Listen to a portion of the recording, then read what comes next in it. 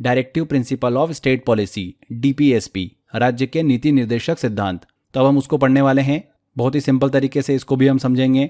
देखिए, डीपीएसपी की बात करें, directive principle of state policy की, तो हमारे संविधान के पार्ट 4 में आर्टिकल 36 से लेकर 51 में ये बताए गए हैं राज्य के नीति निर्देशक सिद्धांत। और डीपीएसपी को, directive principles of state policy को, किसके देश के संविधान से लिया गया है? आयरलैंड के संविधान से लिया गया है। डायरेक्टिव प्रिंसिपल को संविधान में इसलिए शामिल किया गया ताकि सरकारें जो है इन सिद्धांतों का पालन करते हुए ऐसी पॉलिसीज और ऐसे लॉ बना सके जो हर नागरिक के जीवन को बेहतर और सुखद बना सके।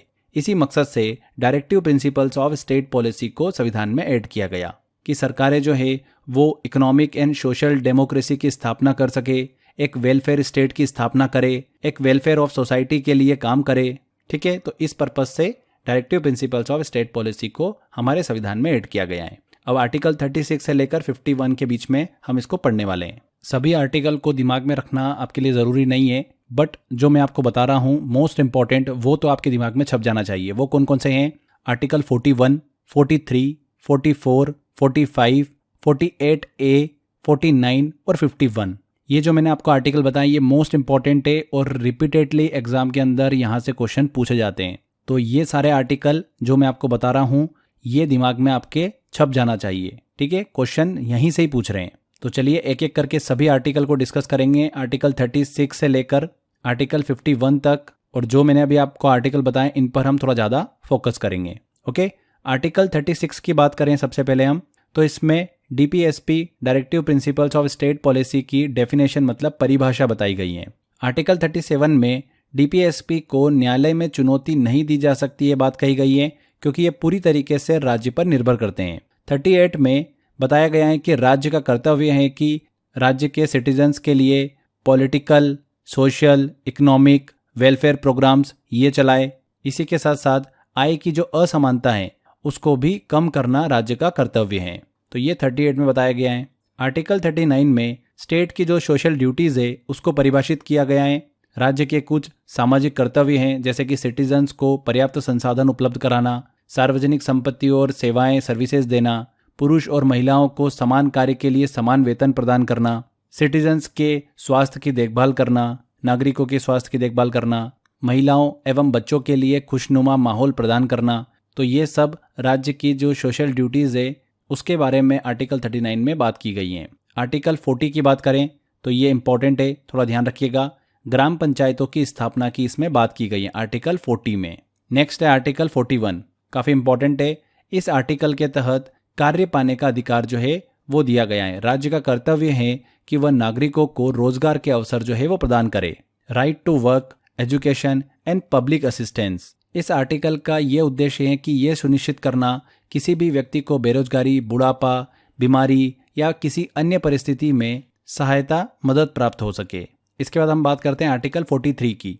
इस आर्टिकल के तहत राज्य का कर्तव्य है कि वह कार्य करने के लिए न्यूनतम मजदूरी, मिनिमम वेज रेट जो है वो प्रदान करे।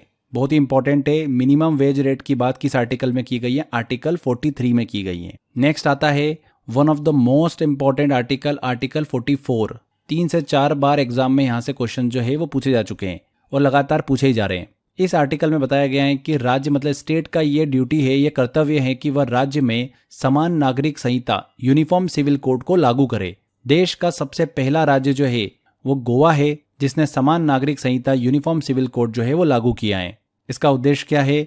सभी धर्मों और समुदाय के लोगों के लिए एक समान कानून हो, विशेष रूप से विवाह, तलाक या संपत्ति, इन सब मामलों में। तो यूनिफॉर्म सिविल कोड की बात हमको देखने को मिलती है आर्टिकल 44 में। बहुत ही इंपॉर्टेंट पॉइंट है।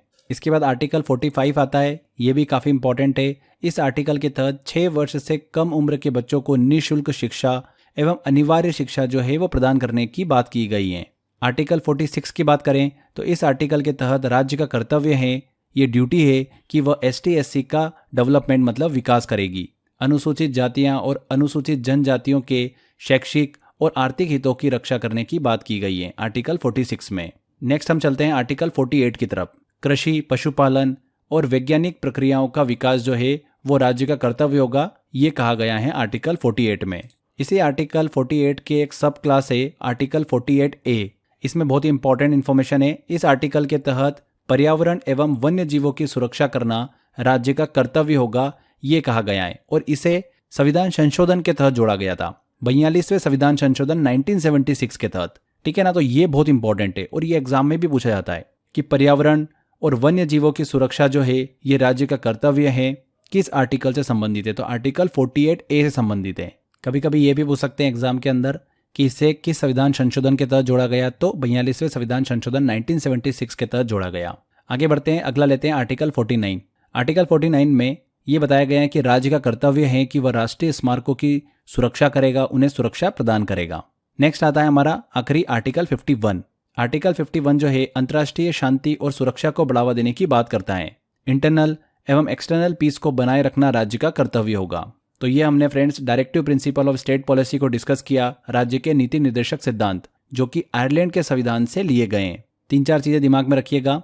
आर्टिकल 36 से 51 के बीच में हमको देखने को मिलते हैं directive principle of state policy. Important article जो मैंने आपको बताया 41, 43, 44, 45, 48A, 49 और 51, जिसमें से 44 तो बहुत ही इंपॉर्टेंट है, यूनिफॉर्म सिविल कोड से संबंधित है वो।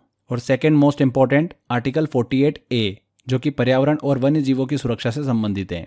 तो यहाँ पर हमारा ये directive principle of state policy वाला टॉपिक कंप्लीट होता है।